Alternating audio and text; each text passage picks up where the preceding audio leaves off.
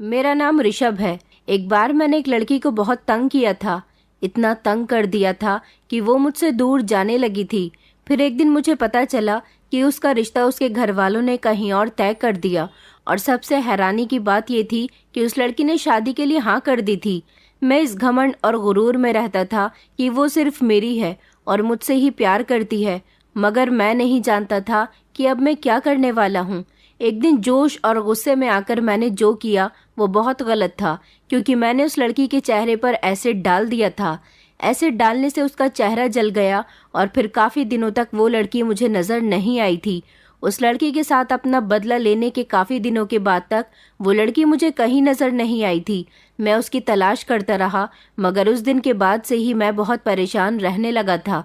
न जाने वो लड़की कहाँ चली गई थी, मगर फिर कुछ समय के बाद वो लड़की मेरे सामने आई और उसका चेहरा बड़ा ही डरावना था। वो अब सिर्फ मेरे सपनों में ही आने लगी थी, बल्कि हकीकत में भी मुझे दिखाई देने लगी थी, क्योंकि उस लड़की की आत्मा।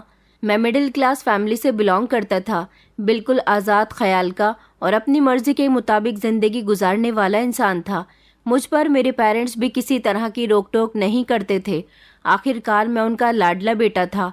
5 बहनों का इकलौता भाई होते हुए भी मैं इस बात की जिम्मेदारी नहीं समझता था कि अपनी जवान बहनों की जिम्मेदारी मुझे उठानी चाहिए, अपने बूढ़े पेरेंट्स की मदद करनी चाहिए। मगर नहीं, मैं तो अपनी दुनिया में ही मगन रहता था। मेरे दोस्तों ने काफ़ी हद तक बिगाड़ दिया था। मेरे दोस्त मुझसे जैसा कहते मैं वैसा ही किया करता था। ज़्यादातर उनके साथ मूवीज़ देखना, घूमने जाना और जितना हो सकता उनके साथ समय बिताया करता था। वो भी कुछ ऐसे ही थे। उनमें से कोई भी जॉब नहीं करता था। मेरी तरह वो सब भी अपने घर की जिम्मेदारियों से बचे हुए थे। पापा ने मेरी सबसे बड़ी बहन का रिश्ता लगा दिया था। मैं ये नहीं जानता था कि मेरे पापा अकेले बहन की शादी किस तरह से करेंगे, क्योंकि घर में बहन की शादी आने वाली थी और मुझे शादी में अपने दोस्तों के साथ खूब एंजॉय करना था। मेरी बहनों की फ्रेंड्स भी शादी में आती, जिन पर मैं लाइन मारता था। हर तरह के गलत काम हमारा फ्रेंड्स का ग्रुप किया करता था। मेरी मम्मी मुझे बहुत समझा समझा कर थक गई थी। कहती थी कि बेटा, ये सारे गलत काम छोड़ दो। जब तक तुम्हारे पापा जिंदा है तब तक तुम ये सब कर रहे हो, लेकिन जिस दिन तुम्हारे पापा इस दुनिया में ना रहे तुम ये सब कैसे करोगे? प्लीज़ संभल जाओ। हमने बचपन से लेकर अब तक कभी तुम पर किसी तरह की रोक टोक नहीं की, मगर अब कहती हूँ कि अब वक्त बदल चुका है। अब तुम जवान हो गए हो, तुम्हारी बहनें भी जवान हो गई हैं। तुम्हें अपनी बहनों के बारे में भी सोचना चाहिए कि तुम कितना कुछ गलत करते हो। कहीं ऐसा ना हो कि तुम्हारी ऐसी हरकतों की वजह से तुम्हारी बहनों के रिश्ते आना ही बंद हो जाएं। मैंने मम्मी से कहा था कि मम्मी, जैसा आप सोच रही हो ऐसा कुछ भी नहीं होगा। मेरी बहनें बेहद खूबसूरत हैं और खूबसूरत लड़कियों के रिश्ते बहुत जल्द लग जाते हैं, जबकि मैं भी कुछ कम स्मार्ट नहीं था। हम सभी भाई बहन बिल्कुल अपने पापा पर गए थे, क्योंकि मेरे पापा बहुत स्मार्ट थे। मम्मी भी अच्छी थी, मगर लोग सबसे ज़्यादा मेरे पापा की तारीफ किया करते थे। पापा इतने बच्चों के पिता होते हुए भी ज़्यादा उम्र के नहीं लगते थे। मेरे पापा बहुत मेहनती थे। पापा की अपनी किराना स्टोर थी, जहाँ पर वो ठीक ठाक कमा लिया करते थे और हम सबका गुजारा आराम से हो जाता था। मेरी बहनें बहुत अच्छी थीं। बड़ी 2 बहनों की पढ़ाई फाइनल हो चुकी थी, जबकि छोटी बहनें अभी पढ़ाई कर रही थीं। मुझे तो पढ़ाई लिखाई में कोई इंटरेस्ट ही नहीं था। इंटर करने के बाद से ही मैंने दोबारा कभी किताबों को अपने हाथ में भी नहीं लिया था। पापा मुझे बहुत प्यार करते थे। मैं सबसे ज़्यादा लाडला तो अपने पापा का ही था, जो मुझसे कभी मेहनत मजदूरी करने के लिए कहते ही नहीं थे। 1-2 बार मम्मी कह भी दिया करती थी तो पापा मम्मी को डांट दिया करते थे। कहते थे कि मुझे उम्मीद है कि मैं नहीं रहूँगा तो मेरा बेटा सारी जिम्मेदारियाँ संभाल लेगा। अभी जब तक मैं जिंदा हूँ अपने बेटे को ऐशो आराम की ज़िंदगी देना चाहता हूँ, मगर मम्मी कहती थी कि ऐसे ऐशो आराम की भी क्या ज़रूरत है जिसमें अपना बेटा हमेशा कुछ न कुछ गलत करता हो। पापा कहते थे कि कोई बात नहीं, ये उम्र तो होती ही बिगड़ने की है। जैसा मेरा बेटा चाहता है वो वैसा ही करे, मुझे कोई परेशानी नहीं है। समय इसी तरह से गुजरता जा रहा था। मेरी बहन की भी शादी हो गई थी और अब पापा मेरी छोटी बहन के लिए रिश्ता तलाश कर रहे थे। सुबह के टाइम पर हम सारे फ्रेंड्स कॉलेज के बाहर जाकर खड़े हो जाते थे, क्योंकि कॉलेज से जो लड़कियां निकलती थीं हम उन लड़कियों को छेड़ते थे। ऐसा नहीं था कि हम लड़कियों को गंदी नज़र से देखते थे, मगर लड़कियों को छेड़ना, उनको तंग करना हमारी आदत बन गई थी। लड़कियां जब हमसे डरती थीं और बच बच कर चलती थीं तो ये सब कुछ हमें बहुत अच्छा लगता था। मैं भी अपने लफंगे दोस्तों के साथ उनका पूरा साथ दिया करता था, बल्कि मैं उनका लीडर बन गया था। एक दिन मुझे कॉलेज से निकलते हुए एक लड़की बहुत पसंद आ गई थी, जो कॉलेज से छुट्टी पर अपने घर के रास्ते की तरफ जा रही थी। मेरे दोस्त उसे छेड़ने लगे थे जब मैंने उन लोगों को इशारा करके रोक दिया। न जाने क्यों उसके चेहरे पर मेरी नज़र टिक कर रह गई थी। वो बेहद खूबसूरत थी, उसकी उम्र भी बहुत कम थी। मुझे वो लड़की बहुत पसंद आई थी। उसी दिन से मैंने उस लड़की को फॉलो करना शुरू कर दिया था।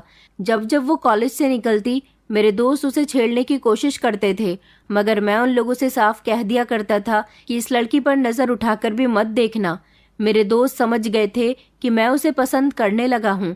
आखिरकार पहली बार ऐसा हुआ था कि किसी लड़की पर मेरा मन टिक गया था। जब रात के समय मैं अपने कमरे में लेटा था तो बार बार उसका चेहरा मेरी आंखों के सामने आ रहा था। उसका चेहरा बहुत मासूम था। मैंने सोच लिया था कि मैं इसे अपनी ज़िंदगी में शामिल करके रहूँगा, मैं इसे प्रपोज करके रहूँगा। अगले दिन जब वो मुझे मिली तो मैंने उसे आवाज़ लगाई, मगर उसने पलटकर मुझे देखा ही नहीं। मैं उसका नाम तो नहीं जानता था, मगर उसके पीछे पीछे गया। जब उसने पलटकर मुझे देखा तो वो कहने लगी कि तुम मेरा पीछा क्यों कर रहे हो। मैंने उससे कहा कि मुझे तुमसे कुछ बात करनी है, लेकिन न जाने क्यों वो मुझसे डर रही थी। वो कहने लगी कि प्लीज़ मेरा रास्ता छोड़ दो, मुझे घर जाने में देर हो रही है। मैं उससे कहने लगा कि मेरी बात को समझने की कोशिश करो, मैं तुमसे कुछ बात करना चाहता हूँ, आओ हम दोनों बैठकर कहीं बात करते हैं। मगर उसने मेरी बात नहीं मानी और वो वहाँ से भाग गई थी। मेरे दोस्त ये सब देखकर बहुत हंस रहे थे, मगर मैंने उन लोगों को चैलेंज किया था कि मैं इसे पटाकर ही रहूँगा। आखिरकार मैं इसे अपनी ज़िंदगी में शामिल करना चाहता हूँ, इससे मुझे सच्ची वाली मोहब्बत हो गई है। वो लोग हंसते हुए कहने लगे कि तुम जानती भी हो सच्ची मोहब्बत किसे कहते हैं। सच्ची मोहब्बत तो वो होती है जिसे एक पर ही दिल टिक जाए, फिर किसी और की तरफ नजर न जाए।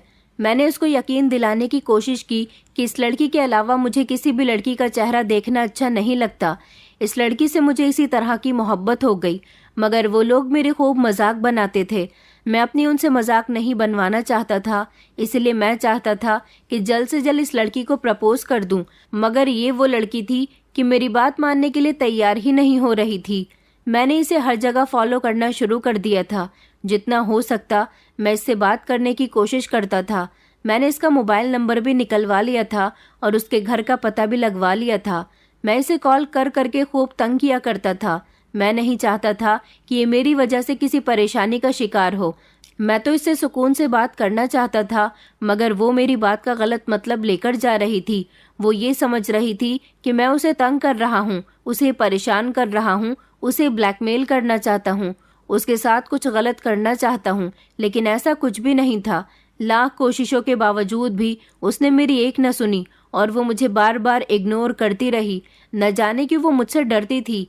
मैं जब भी उसके सामने आता वो बहुत घबरा जाती थी। इतने दिनों से मैं कोशिश कर रहा था कि एक बार वो मेरी बात सुन ले, मगर उसने मेरी बात ना सुनी। अपना नंबर भी उसने स्विच ऑफ कर दिया था। एक दिन मैंने उसे बीच सड़क पर पकड़ लिया और उसका हाथ पकड़कर कहने लगा कि काफी दिनों से मैं तुम्हारे पीछे घूम रहा हूँ, तुम मुझे पागल समझती हो। आखिर मैं तुमसे प्यार करता हूँ और तुम समझ रही हो कि मैं ऐसे ही तुम्हारे पीछे पड़ा हुआ हूँ। वो कहने लगी कि देखो मेरा हाथ छोड़ दो, वरना मैं शोर मचा दूंगी। मैंने कहा अच्छा शोर मचाना चाहती हो तो मचाओ, लेकिन मेरी बात कान खोलकर सुन लो। मैं तुम्हें पसंद करता हूँ और तुमसे शादी करना चाहता हूँ। मेरी बात सुनकर वो घबरा गई और कहने लगी कि नहीं, ऐसा नहीं हो सकता, तुम एक गुंडे मवाली हो, भला मैं तुमसे शादी कैसे कर सकती हूँ।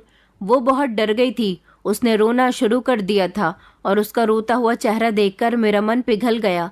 मैंने उसका हाथ छोड़ दिया था। अपना हाथ छूटता हुआ देखकर वो फौरन ही रोते हुए वहां से भाग गई थी। मैंने सोच लिया था कि मैं अब इससे कोई बात नहीं करूंगा, बल्कि इसके पेरेंट्स से ही बात करूंगा। मैंने अपने दोस्त से कहकर इसके घर वालों का पता लगवाया। फिर मुझे एक इन्फॉर्मेशन मिली। मुझे पता चला कि इस लड़की का रिश्ता लग चुका है और इसके घर वाले इस साल इसकी शादी कर देंगे। ये बात मुझसे बर्दाश्त न हो सकी। अगले दिन फिर से मैंने रास्ते में उस लड़की को पकड़ लिया। उस लड़की का नाम मनीषा था। मैंने मनीषा से कहा कि तुम मुझसे प्यार करती हो ना, तुम्हारे घर वाले तुम्हारी कहीं और शादी कैसे करवा सकते हैं। देखो मुझे तुम्हारे बारे में सब कुछ पता चल गया, इस रिश्ते से इनकार कर दो। वो मेरी बात सुनकर कहने लगी कि मैं तुमसे प्यार नहीं करती। मैं तुम जैसे गुंडे मवाली से कैसे प्यार कर सकती हूँ, जिसके सीने में दिल नहीं बल्कि पत्थर है, जो राह चलती लड़कियों को छेड़ता है। तुमने मेरा पीछा लिया हुआ है। मैंने जल्दी से अपनी जेब से चाकू निकालकर उसे डराने की कोशिश की ताकि वो अपने माता पिता से रिश्ते के लिए इनकार कर दे। वो बहुत डर गई थी और मेरे आगे हाथ जोड़कर कहने लगी कि प्लीज़ मुझे छोड़ दो, भगवान के लिए मेरा पीछा करना बंद कर दो, मैं तुमसे तंग आ चुकी हूँ। मैंने उससे कहा कि मुझे तुम पर बहुत गुस्सा आ रहा है। तुम अपने पेरेंट्स से रिश्ते के लिए इनकार कर दो और कहो कि तुम मुझसे शादी करना चाहती हो। मैंने उसका हाथ पकड़ा और कहा कि अगर तुमने ऐसा नहीं किया तो अच्छा नहीं होगा। उसने मुझे झटका और अपने हाथ से एक जोरदार थप्पड़ मेरे गाल पर मार दिया था और कहने लगी कि ऐसा कभी नहीं होगा। मैं एक इज्जतदार लड़की हूँ, तुम जैसे इंसान के साथ तो मैं बात करना भी पसंद नहीं करती। आज उस लड़की के अंदर इतनी हिम्मत न जाने कहाँ से आ गई थी। ये सब करके वो वहाँ से चली गई थी। मैं चाहता तो गुस्से में चाकू से उस पर वार भी कर सकता था, मगर मेरा हाथ थमकर रह गया था। मेरे दोस्त भी मुझे देखकर जोर जोर से हंसने लगे थे। ऐसा पहली बार हुआ था कि किसी लड़की ने मुझ पर हाथ उठाया था और उसकी वजह से मुझे बेइज्जती का सामना करना पड़ रहा था। मैंने सोच लिया था कि मैं अपने इस थप्पड़ का बदला इस लड़की से लेकर ही रहूंगा और इससे शादी भी करके रहूंगा, चाहे जो हो जाए। उसको शादी के लिए रजामंद करने के लिए और उसको डराने के लिए, ताकि वो डर जाए और मुझसे शादी कर ले। मैं एसिड लेकर चला गया था। जब वो अगले दिन कॉलेज के अंदर जाने वाली थी तो फिर से मैंने उसका हाथ पकड़ लिया। मैंने उससे कहा कि बताओ मुझसे शादी करोगी या नहीं। मैंने उसे एसिड दिखाकर डराया। वो एसिड देखकर बहुत कांपने लगी थी और कहने लगी थी कि प्लीज़ मुझे छोड़ दो, प्लीज़ मुझे जाने दो। देखो ये एसिड को मुझसे दूर रखो, मुझे देर हो रही है, मेरी क्लासेस का टाइम हो रहा है। मैंने उससे कहा कि तुम मेरी बात का जवाब दे दो, मैं तुम्हें छोड़ दूंगा, बताओ मुझसे शादी करोगी या नहीं। वो रो रही थी और बार बार मुझसे कह रही थी कि प्लीज़ मुझे छोड़ दो, लेकिन मैंने उसकी एक न सुनी। फिर जब वो मुझसे तंग आ गई तो उसने कहा कि तुम बहुत ही घटिया इंसान हो, भगवान कभी तुम्हें माफ़ नहीं करेगा। पता नहीं तुम्हारे माता पिता ने तुम्हें क्या सिखाया है। ज़रूर तुम्हारे माता पिता भी तुम्हारे जैसे ही बिगड़े हुए लोग होंगे, तभी तो उनकी औलाद ऐसी है। ये सुनकर मुझे बेहद गुस्सा आ गया। मैं नहीं चाहता था कि मैं उस लड़की पर एसिड डालूं। मैं तो एसिड सिर्फ उसे डराने के लिए लेकर आया था, मगर मैं अपने गुस्से को कंट्रोल न कर सका और जो मेरे हाथ में एसिड की बोतल थी वो मैंने उसके चेहरे पर डाली तो झट से उसने अपना चेहरा फेर लिया था और अपने हाथों से ढक लिया था, मगर उसके चेहरे पर एसिड काफ़ी हद तक आ गया था। सुबह सुबह का समय था। जब उसके चिल्लाने से आसपास के लोग मेरी तरफ मुझे पकड़ने के लिए भागे तो मैंने जल्दी से उसका हाथ छोड़ दिया और एसिड की बोतल ज़मीन पर फेंककर मैं अपनी गाड़ी पर बैठकर अपने घर को वापस आ गया था। उसे मैं गंभीर हालत में ही छोड़ आया था। उसके बाद मैं नहीं जानता था कि उसके साथ क्या हुआ, मगर न जाने क्यों उसके साथ ही सब कुछ करके मैं बहुत उदास हो गया था। मेरे दिल को बिल्कुल भी सुकून नहीं मिल रहा था। किसी किसी समय मैं ये भी सोचता था कि मैं उससे अपना बदला ले चुका हूँ, लेकिन किसी समय ये भी सोचता था कि मैंने उसके साथ ये सब क्यों किया। उस बेचारी का चेहरा मेरी वजह से जल गया। ये सब सोचते सोचते मेरा दिमाग खराब हो गया था। मैं भले ही काफ़ी सारी गलतियाँ करता था, मैंने अपने आप को गुंडा बना लिया था, मगर मैंने कभी किसी पर जानलेवा हमला नहीं किया था। कई दिन इसी तरह से गुजर गए थे। मैं उसके कॉलेज की तरफ भटका भी नहीं था कि कहीं कोई मुझे पकड़ न ले। कुछ दिन ही गुजरे थे कि मैं अपने दोस्तों के साथ बातें कर रहा था, जब अचानक से मेरी बहन की कॉल आई और वो कहने लगी कि भैया जल्दी से मेरे कॉलेज आ जाओ, कुछ लड़के मुझे बहुत तंग कर रहे हैं। मैं अपने दोस्तों के साथ भागता हुआ अपनी बहन के कॉलेज गया था। मैंने देखा था कि मेरी बहन फूट फूट कर रो रही थी। वो मेरे गले से लग गई और कहने लगी कि भैया कुछ लड़कों ने मेरी इज्जत खराब करने की कोशिश की। मैं क्लासरूम में थी जब उन्होंने मुझे क्लासरूम के अंदर ही बंद कर लिया था। मैं बड़ी मुश्किल से अपनी इज्जत बचाकर वहां से भाग आई हूँ। अपनी बहन की बात सुनकर मुझे गुस्सा तो बहुत आया था। मैंने उससे पूछा था कि मुझे बताओ वो लड़के कौन है, मगर वो लड़के उस समय कॉलेज से भाग चुके थे और कॉलेज की भी छुट्टी हो गई थी। मेरी बहन का रोना मुझसे देखा नहीं जा रहा था। वो ये सब होने की वजह से बेहद डर गई थी। उसे मैं घर लेकर आया तो घर के सब लोग भी बहुत परेशान हो गए थे। मम्मी पापा तो उन लड़कों को बहुत बुरा भला कह रहे थे जिन्होंने मेरी बहन के साथ ये सब किया था, मगर ना जाने क्यों मम्मी पापा की बातों से मुझे ऐसा लग रहा था जैसे वो मुझे भी बुरा भला कह रहे हैं। अब मुझे रियलाइज हुआ था कि मैंने भी तो एक दिन एक लड़की को इसी तरह से तंग किया था, यहाँ तक कि मैंने तो उसका चेहरा भी जला दिया। मैं बहुत परेशान रहने लगा था। मुझे मेरी गलती का धीरे धीरे एहसास होने लगा था। मैंने उस लड़की को तलाश करना शुरू कर दिया, मगर वो मुझे कहीं नहीं मिली थी। काफ़ी दिन इसी तरह से गुजर गए थे। मेरे दोस्त मुझे बुलाने के लिए आते थे, मगर मैं अब अपने दोस्तों के साथ भी नहीं जाने लगा था, क्योंकि जब रात को मैं सोता था तो वो लड़की मेरे सपनों में आती थी और मुझसे कहती थी कि मैं तुमसे बदला ज़रूर लूँगी, तुमने मेरे साथ बहुत गलत किया। मनीषा के साथ गलत तो मैंने सच में बहुत किया था। मैं चाहता तो उससे तसल्ली से भी बात कर सकता था, मगर मैंने हर बार उससे अपनी मोहब्बत का इजहार गुस्से में आकर किया, जिसकी वजह से वो बहुत डर गई। मैं हर जगह मनीषा को तलाश कर रहा था। उसके घर भी गया था, मगर उसके घर पर भी ताला लगा हुआ था। उसके नंबर को बार बार ट्राई कर रहा था, लेकिन उसका नंबर भी स्विच ऑफ जा रहा था। न जाने उसकी फैमिली कहाँ चली गई थी। इस बारे में कुछ पता ही नहीं चल सका था। मैं मनीषा के हालचाल जानना चाहता था। मैं उसके बारे में जानने के लिए बेहद बेचैन हो रहा था। न जाने क्यों मेरा दिल उसके लिए इतना बेचैन था। मैंने अब अपने दोस्तों के साथ उठना बैठना भी बंद कर दिया था, क्योंकि मुझे अब अपने दोस्तों का साथ पसंद नहीं आ रहा था। मेरे बिहेवियर में काफ़ी चेंजेस आ गए थे। मुझे कुछ अच्छा नहीं लगता था। मम्मी पापा पूछते थे कि तुम इतना खामोश क्यों रहने लगे हो, तो मैं उनसे कहता कि अब मेरा कुछ भी करने का मन नहीं लगता। मन नहीं करता कि मैं किसी से बात करूं। मम्मी पापा कहते थे कि तुम्हारी तबीयत ठीक नहीं है, तुम्हें डॉक्टर के पास जाना चाहिए। मगर मैं उन्हें क्या बताता कि मेरे दिमाग पर और मेरे दिल पर एक अजीब सा बोझ था, जो सिर्फ मनीषा की वजह से था। न जाने क्यों मनीषा मेरे सपने में आती थी। मुझे बहुत डर लगने लगा था। मैं कुछ भी करके मनीषा से मिलना चाहता था, लेकिन वो मुझे नहीं मिल सकी। मैं काफ़ी हद तक बदल चुका था। मेरे दोस्तों से मैंने दोस्ती ख़त्म कर दी थी। मम्मी मुझे बहुत समझाती थी, लेकिन मम्मी की हर समझाई हुई बात पर अब मैंने ध्यान देना शुरू कर दिया था। पापा के किराना स्टोर पर मैं पापा के साथ काम में हाथ बटाया करता था और हर आने जाने वाली लड़की पर नज़र रखता था कि कहीं वो मनीषा तो नहीं। मुझसे बड़ी मेरी सारी बहनों की शादी अब हो चुकी थी। अब सिर्फ मेरी एक ही छोटी बहन रह गई थी, जिसकी उम्र अभी शादी की नहीं थी। मम्मी पापा चाहते थे कि अब वो मेरी भी शादी कर दे, इसलिए वो मेरे लिए लड़की तलाश करने लगे थे। पूरे 5 साल गुजर जाने के बाद मनीषा का ध्यान धीरे धीरे मेरे दिमाग से निकलने लगा था, लेकिन मैं पूरी तरह से बदल गया, एक अच्छे और शरीफ इंसान की तरह। मम्मी पापा मेरे लिए लड़की तलाश कर रहे थे, मगर मैं अभी शादी से इनकार कर रहा था। लेकिन उन लोगों ने मेरी एक न सुनी और फिर फाइनली मम्मी को मेरे लिए एक ऐसी लड़की मिल गई थी जिसकी उनको तलाश थी। अब ना जाने क्यों मुझे लड़कियों में कोई इंटरेस्ट नहीं था। मैं लड़कियों के पीछे नहीं भागता था। अगर मेरी आंखों को किसी लड़की की तलाश थी तो वो सिर्फ मनीषा थी। इस बात को काफ़ी साल गुजर गए थे, मगर कभी कभी मेरा ध्यान मनीषा की तरफ चला ही जाता था। मम्मी को मेरे लिए जो लड़की पसंद आ गई थी, उस लड़की का फ़ोटो उन्होंने मुझे दिखाया था। मैं जानता था कि मेरे पेरेंट्स ने जो लड़की मेरे लिए पसंद की होगी वो अच्छी ही होगी, और ऐसा ही हुआ था, क्योंकि जब मैंने फ़ोटो देखा तो लड़की बेहद खूबसूरत थी। मम्मी पापा ने मुझसे मेरी मर्ज़ी पूछी थी, लेकिन मैंने उनसे कह दिया था कि मेरी मर्ज़ी वही है जो आपकी मर्ज़ी है।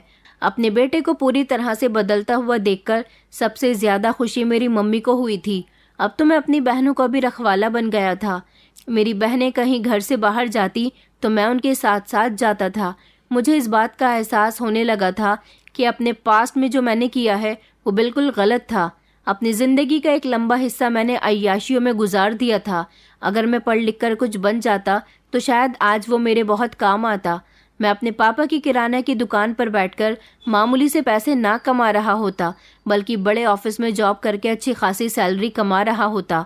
लेकिन जैसा भाग्य में लिखा हुआ होता है, होना तो वही है। लड़की वालों ने मुझे पसंद कर लिया था। मेरे घर वालों को भी लड़की पसंद आ गई थी। मेरा रिश्ता सौम्या नाम की लड़की के साथ तय हो गया था। सुना था कि ये लड़की बीए फाइनल है, भोली भाली मासूम और संस्कारी लड़की है। मेरी बहनों को भी सौम्या बहुत पसंद आई थी।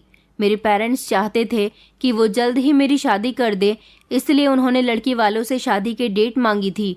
लड़की वालों को भी कोई एतराज़ नहीं था, इसलिए मेरी शादी 6 महीने के अंदर अंदर सौम्या के साथ हो गई।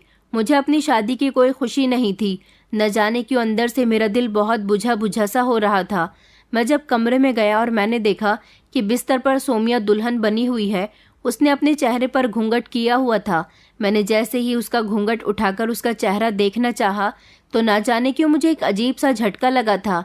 ऐसा लगा था कि इस लड़की को मैंने पहले भी कहीं देखा है, मैं इसे जानता हूँ, मगर कहाँ और ऐसा मुझे क्यों लग रहा था, जबकि मैंने इससे पहले सौम्या को सिर्फ फोटो में देखा था। वो मेरे लिए एक तरह से अनजान ही थी।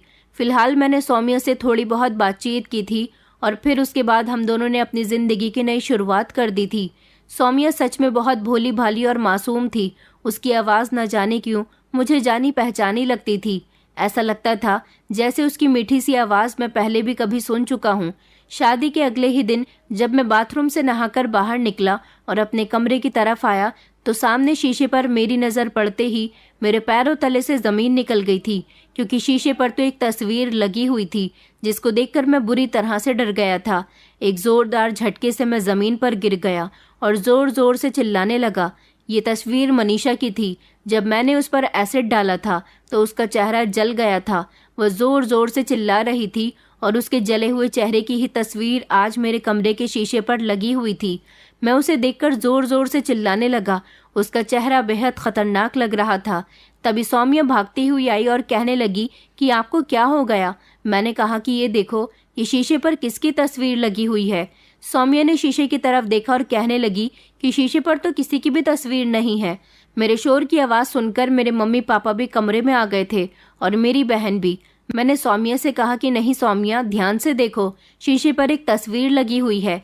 मगर सौम्या साफ इनकार कर रही थी कि कहने लगी आपको कोई गलतफहमी हुई है, शीशे पर कोई भी तस्वीर नहीं है, वहाँ सिर्फ शीशा है। जब मम्मी पापा कमरे के अंदर आए तो मैं झट से अपनी मम्मी के गले लग गया था और बहुत कांप रहा था।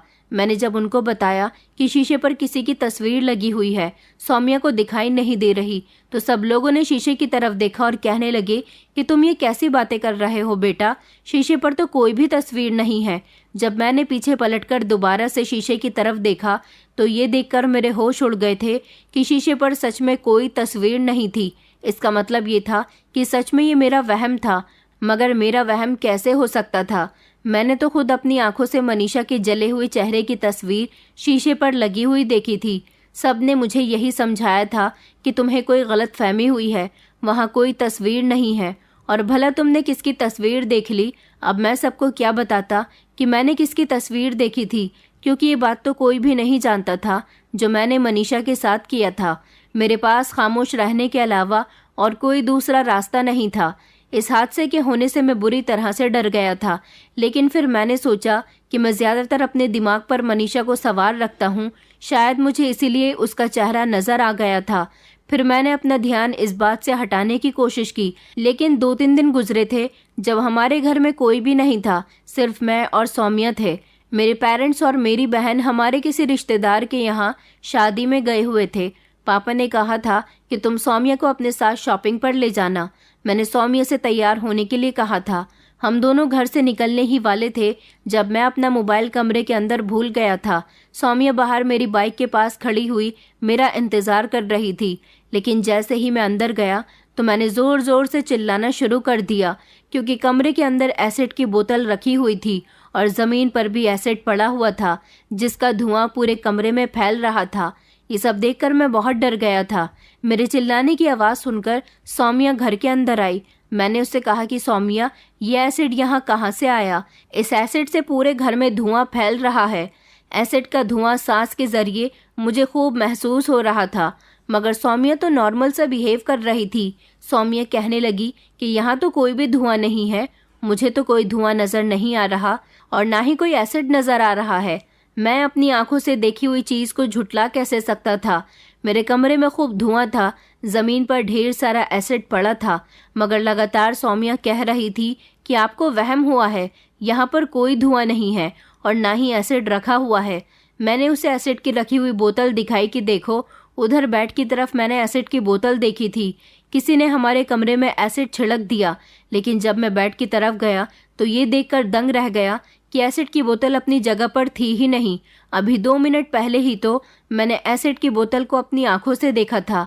मेरी समझ नहीं आ रहा था कि ये सब मेरे साथ क्या हो रहा है, लेकिन मुझे लगातार कमरे से धुआं निकलता हुआ और एसिड की बदबू आ रही थी। सौम्या मुझे समझा बुझाकर और तसल्ली देकर अपने साथ शॉपिंग पर ले गई थी। मेरे दिमाग से एसिड वाली बात और वो मनीषा की फोटो वाली बात अभी तक नहीं निकली थी कि मेरे साथ एक और हादसा हो गया। जब सौम्या ने अपने लिए चूड़ियाँ खरीदी और मैंने अपने वॉलेट से 500 का नोट निकालकर दुकानदार को देना चाहा, तो मेरी नज़र नोट पर लिखे हुए शब्दों पर पड़ी। नोट पर पेन से मनीषा का नाम लिखा हुआ था। जब एक ही झटके में मेरे हाथ से नोट छूटकर जमीन पर गिर गया। ये सब देखकर मेरा शरीर थर थर कांपने लगा था।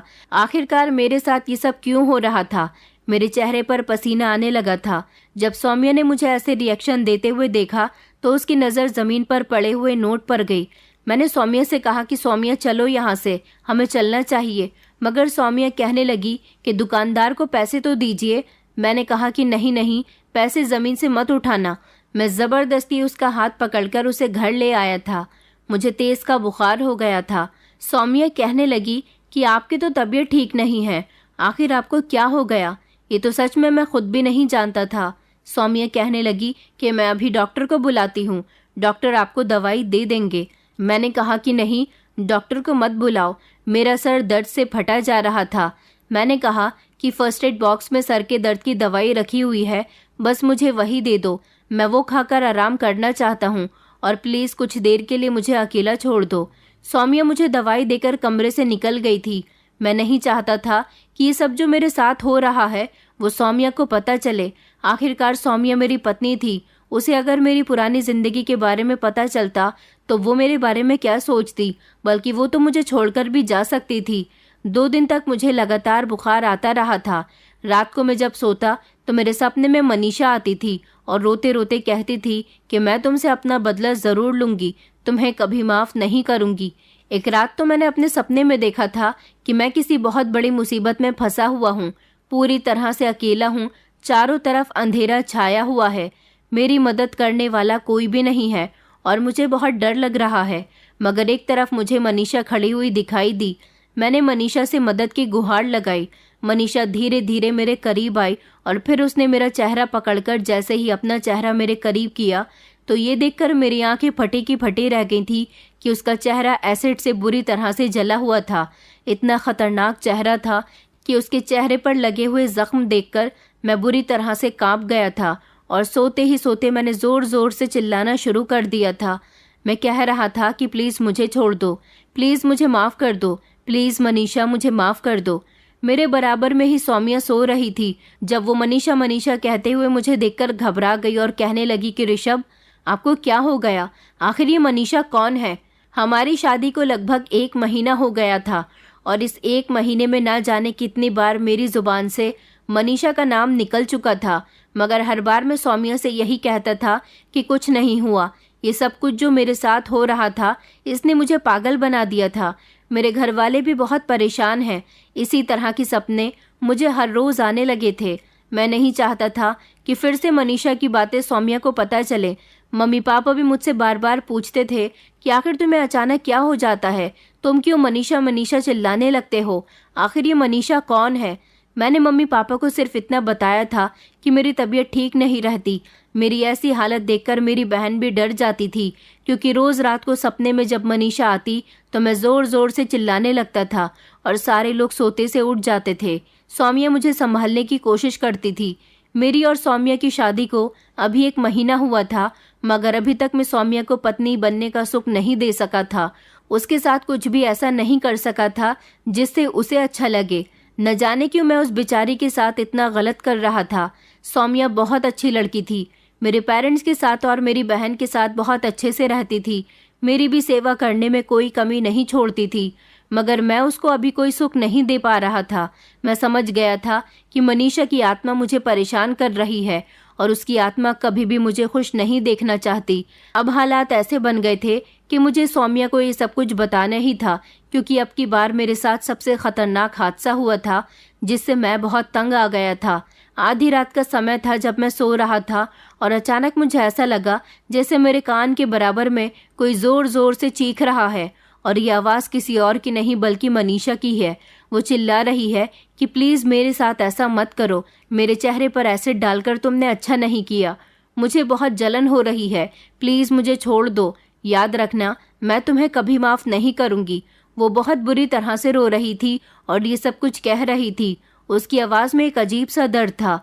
ये आवाज़ें मेरे कान में चारों तरफ घूम रही थी। मेरी आंखें बंद थी मगर मैं उन आवाज़ों को बहुत अच्छी तरह से महसूस कर सकता था। जब सोते से अचानक मेरी एक ज़ोरदार चीख निकल गई। सौम्या ने मुझे संभालने की कोशिश की। उसने मुझे तसल्ली दी और वो बार बार कहने लगी कि आपको क्या हुआ है। मैं थर थर काँप रहा था। वो कहने लगी कि आपको डरने की ज़रूरत नहीं है, मैं आपके साथ हूँ। अब मुझसे ये सब कुछ बर्दाश्त नहीं हो रहा था, इसलिए मैं सौम्या के पैरों में गिर गया और उससे माफ़ी मांगने लगा। मैंने कहा, सौम्या मुझे माफ़ कर दो, प्लीज़ मनीषा से कहो कि वो भी मुझे माफ़ कर दे। सौम्या कहने लगी कि आखिर ये मनीषा कौन है? मैं आपके मुंह से मनीषा मनीषा सुनकर थक गई हूँ। मैं सौम्या के दोनों हाथ पकड़कर ज़ोर ज़ोर से रो रहा था। मैंने कहा, आज मैं तुम्हें सच बता ही देता हूँ, क्योंकि अब मैं तुमसे और ये बात नहीं छुपा सकता। दरअसल 5 साल पहले एक लड़की को मैं बहुत पसंद करता था। उस समय मैं बहुत बिगड़ा हुआ था। वो एक बेहद खूबसूरत लड़की थी जो अपने कॉलेज में पढ़ती थी। मैं उसे तंग किया करता था। मैं उसे प्यार करने लगा था, उससे शादी करना चाहता था, मगर उसके पेरेंट्स ने उसका रिश्ता कहीं और तय कर दिया। ये बात मुझसे बर्दाश्त न हो सकी। मैंने उसे बहुत समझाया कि अब तुम अपने घर वालों से इस शादी के लिए इनकार कर दो, मगर वो मुझे गुंडा मवाली समझती थी। मैंने रास्ते में उसका हाथ कई बार पकड़ा था, कई बार तो मैं उसका रास्ता रोका करता था। हर बार उसके साथ गलत बिहेव करता था। वो सीधी सादी मासूम सी लड़की थी। मेरी ऐसी हरकतों से बहुत डर जाती थी। वो मुझसे कहती थी कि तुम जैसे गुंडे इंसान से मैं क्या, कोई भी लड़की शादी नहीं करेगी। लेकिन जब वो मुझे बुरा भला कहती थी तो मुझे बहुत गुस्सा आता था। ऐसा लगता था जैसे वो मेरी इंसल्ट कर रही है। वो अपने पेरेंट्स को इनकार करने के लिए तैयार नहीं हो रही थी, तो मैंने ठान लिया था कि वो मेरी नहीं हो सकती तो मैं उसे किसी और का भी नहीं होने दूंगा। इसलिए मैं गुस्से में उसके पास चला गया और एसिड लेकर उसके चेहरे पर डाल दिया था। मैं तो उसको वहीं सड़क पर तड़पता हुआ छोड़कर भाग आया था ताकि मुझे कोई पकड़ न ले। लेकिन उस दिन के बाद से वो मुझे कहीं दिखाई नहीं दी। तभी से वो मेरे सपने में आती है। मैं बहुत बेचैन रहने लगा हूँ। मैं उससे माफ़ी मांगना चाहता हूँ, मगर मुझे उसका कोई पता नहीं चला। फिर मुझे रियलाइज़ हुआ कि मैंने उस लड़की के साथ बहुत गलत किया। मोहब्बत करने वाला इंसान दरिंदगी नहीं दिखाता, मगर मैंने अपनी मोहब्बत का इजहार उसे ठीक से नहीं किया। अगर मैं चाहता तो उसके लिए अच्छा इंसान बन सकता था, उसको तब प्रपोज कर सकता था, मगर मैंने गलत रास्ता अपनाया। अब मैं एक अच्छा इंसान बन गया हूँ तो बार बार उसका चेहरा मेरी आंखों के सामने आने लगता है। हमारी शादी के बाद तो घर में भी कुछ ऐसे हादसे मेरे साथ हुए जिसमें मुझे कई बार मनीषा दिखाई दी। मुझे लगता है कि शायद उस हादसे के बाद मनीषा इस दुनिया से चली गई, तभी तो उसकी आत्मा मुझे परेशान कर रही है। मैं कितना गिरा हुआ इंसान हूँ जिसने एक लड़की को मौत के घाट उतार दिया। शायद उसका चेहरा एसिड से झुलस गया होगा तो वो बेचारी मर गई होगी। मगर सौम्या, मेरा यकीन मानो, मुझे बाद में रियलाइज़ हो गया था कि मैं ही गलत हूँ। मैंने उसके साथ गलत किया। मैं अब एक अच्छा इंसान बन गया हूँ। उससे माफ़ी मांगना चाहता हूँ। मैं बहुत परेशान हो गया हूँ। मुझे वो सपनों में भी दिखाई देती है और मैंने खुद अपनी आंखों से यहाँ इधर शीशे के सामने उसके जले हुए चेहरे की फ़ोटो देखी थी और यहाँ ज़मीन पर मैंने एसिड पड़ा हुआ देखा था। और उस दिन जब मैं तुम्हें चूड़ियाँ दिलाने के लिए गया था तो मैंने 500 के नोट पर मनीषा का नाम लिखा हुआ देखा था। और आज फिर मैंने देखा कि मेरे कानों के चारों तरफ मनीषा की आवाज़ गूंज रही थी। ऐसा तभी हो सकता है जब मनीषा मेरे आसपास हो। वो यहीं कहीं है और मुझसे अपना बदला लेना चाहती है। मैं पागलों जैसी हरकतें करने लगा था, चारों तरफ देखने लगा था और कहने लगा था कि मनीषा, तुम जहाँ भी हो प्लीज़ मेरे सामने आ जाओ, मुझे माफ़ कर दो, मगर मुझे तंग मत करो। मैं अपनी गलती मानने के लिए तैयार हूँ। मैं ज़मीन में बैठकर फूट फूट कर रोने लगा था जब सौम्या ने मुझे सहारा दिया और वो उठाकर मुझे बिस्तर तक ले आई थी। मुझे इस तरह रोते हुए देखकर सौम्या ने अचानक मुझसे कुछ ऐसे शब्द कहे थे जिन्हें सुनकर मेरे होश उड़ गए थे। सौम्या कहने लगी कि मैंने तुम्हें माफ़ कर दिया। मैंने चौंक कर उसकी तरफ देखा। मैंने कहा, तुम ये क्या कह रही हो? सौम्या कहने लगी, जो तुमने सुना। दरअसल मैं सौम्या नहीं, मैं मनीषा हूँ। मैंने उसके चेहरे को ध्यान से देखा और कहा कि नहीं, ऐसा नहीं हो सकता। तुम मनीषा कैसे हो सकती हो? सौम्य कहने लगी, क्या तुम्हें मेरी आवाज़ से नहीं लगता कि मैं मनीषा हूँ? मैं वही लड़की हूँ जिस पर तुमने एसिड डाला था। मेरा बदला पूरा हो गया। मैं तुम्हें तुम्हारी गलती रियलाइज़ करवाना चाहती थी, मगर तुम्हें तो तुम्हारी गलती का एहसास दिलाने में मेरा साथ मैं ही नहीं बल्कि ऊपर वाला भी दे रहा था। मैं नहीं जानती थी कि तुम सपने में क्या देखते थे, मगर मैं इतना ज़रूर जानती हूँ कि जैसी कंडीशन है उस हिसाब से तुम सच में बदल गए हो। तुम नहीं जानते कि उस दिन जब तुम मेरे चेहरे पर एसिड डालकर चले गए थे तब मैं कितनी तकलीफ से गुजर रही थी। मुझे वहाँ के लोगों ने अस्पताल पहुँचाया था। मेरे मम्मी पापा मुझे देखकर बहुत डर गए थे। मेरी कंडीशन बिल्कुल भी ठीक नहीं थी। कुछ दिन तक मेरा हॉस्पिटल में ट्रीटमेंट चलता रहा और फिर जब मैं घर आई तो आईने में अपना चेहरा देखकर मैं बहुत रोती थी। दिन रात रोती रहती थी और सोचती थी कि मेरे साथ अब ना जाने क्या होगा। जिस लड़की के साथ मेरी शादी होने वाली थी वहाँ से भी मेरा रिश्ता ख़त्म हो गया। हर कोई मुझे देखकर डर जाता था और उसी दिन से मैंने ठान लिया था कि मैं तुमसे अपना बदला लेकर ही रहूँगी। लेकिन इससे पहले मुझे अपनी पहचान, अपना चेहरा बदलना था। मेरे पेरेंट्स ने मेरा साथ दिया। उन लोगों ने मेरी प्लास्टिक सर्जरी करवाई। मेरा चेहरा बदल गया। मैं बेहद खूबसूरत हो गई। और फिर जब तुम्हारे घर मेरा रिश्ता आया, मेरे घर वालों ने जब तुम्हारा फ़ोटो मुझे दिखाया तो मैंने फ़ौरन ही इस रिश्ते के लिए हाँ कर दी थी, क्योंकि शायद भगवान भी यही चाहता था कि मैं तुमसे बदला इसी तरह से लूँ। मैं तुमसे शादी करने के लिए तैयार हो गई और शादी के बाद जब इस घर में आई तो वो हादसे जितने भी तुम्हारे साथ हुए वो एक इत्तेफाक नहीं बल्कि वो सब मैंने जान के किए थे। शीशे पर अपने जले हुए चेहरे का फ़ोटो भी मैंने लगाया था और फिर ऐसे एक्टिंग करने लगी जैसे मुझे फ़ोटो दिखाई ही नहीं दे रहा। इससे पहले तुम्हारे पेरेंट्स कमरे में आते मैंने फ़ौरन ही वो फ़ोटो वहाँ से हटा दिया था। कमरे में एसिड भी मैंने ही डाला था और तुम्हारे सामने एक्टिंग करने लगी जैसे मुझे कमरे में फैलने वाला धुआं दिखाई ही नहीं दे रहा था। तुम्हारे वॉलेट में घर से निकलने से पहले मैंने 500 के नोट पर अपना नाम खुद ही लिखा था और फिर तुम्हारे साथ ऐसे एक्टिंग करने लगी जैसे मैं कुछ जानती ही नहीं हूँ। और अभी भी जो तुम्हें आवाज़ें सुनाई दे रही थी वो आवाज़ें मेरे मोबाइल से आ रही थी। मनीषा ने अपना मोबाइल निकाला और अपने रोने की आवाज़ प्ले की। ये मनीषा के रोने की आवाज़ थी। उसने अपनी आवाज़ पहले से ही रिकॉर्ड की हुई थी। जब मैं सो रहा था तो उसने मेरे कान के बराबर में अपना मोबाइल रख दिया जिससे मुझे ये आवाज़ें आ रही थी। वो कहने लगी कि मैंने तुम्हें माफ़ कर दिया। शायद मैं तुम्हें इतनी जल्दी माफ़ ना करती, लेकिन जब मैंने शादी होने के बाद तुम्हारी ये हालत देखी तो मुझसे रहा नहीं गया और मैंने सोचा कि अब मुझे तुम्हें और नहीं सताना चाहिए, क्योंकि ऑलरेडी तुम काफ़ी परेशान हो चुके हो। मनीषा की सारी बातें सुनकर मैं उसके पैरों में गिर गया था और उससे कहने लगा था कि प्लीज़ मनीषा, मुझे माफ़ कर दो। मैं अपनी गलती पर बहुत शर्मिंदा हूँ। मैं पहले जैसा नहीं रहा। तुम जैसा कहोगी मैं वैसा करने के लिए तैयार हूँ, मगर प्लीज़ मुझे माफ़ कर दो और मुझे छोड़कर मत जाना। हम दोनों ये सारी बातें कर रहे थे। मेरी मम्मी दरवाजे पर खड़ी हुई ये सब कुछ सुन रही थी। मम्मी कमरे के अंदर आई और उन्होंने कहा कि बेटा, गलती तुम्हारी नहीं बल्कि गलती हमारी है। हमारे लाड प्यार ने तुम्हें कुछ ज़्यादा ही बिगाड़ दिया था। हम तो तुम्हें सुधार नहीं सके, मगर वक्त और हालात ने तुम्हें खुद ही सुधार दिया। लेकिन तुम सुधरे भी तब जब इस लड़की का चेहरा जल गया। मैंने मम्मी से कहा था कि आप बिल्कुल ठीक कहती थी, मुझे गलत काम नहीं करने चाहिए। मैं अपनी गलती पर बहुत शर्मिंदा हूँ। मैं हमेशा औरत की इज्जत करूँगा। मनीषा मुझे दिल से माफ़ कर चुकी थी। उसका चेहरा भले ही बदल चुका था, लेकिन जब मुझे पता चला कि वही मनीषा थी तो मैंने उससे कहा कि मैं तुम्हारे साथ रहना चाहता हूँ, तुम्हारा साथ कभी नहीं छोड़ना चाहता, सारी ज़िंदगी अपनी गलती सुधारना चाहता हूँ। मनीषा कहने लगी कि मैं भी तुम्हारे साथ रहना चाहती हूँ। मैं तो यहाँ तुमसे अपना बदला लेने आई थी, लेकिन जब मैंने देखा कि तुम एक अच्छे इंसान बन गए हो तो मैं तुम्हारी तरफ कायल होने लगी। इस तरह हम दोनों के बीच होने वाली सारी मिसअंडरस्टैंडिंग ख़त्म हो गई थी। लेकिन मैं आज भी अपनी गलती का पछतावा करता हूँ। मनीषा को बहुत खुश रखता हूँ, उसे किसी चीज़ की कमी नहीं होने देता। वो भी मेरे साथ एक खुशहाल ज़िंदगी गुजार रही है। शायद मुझे ज़िंदगी सबक न सिखाती तो मैं कभी बदल न सकता।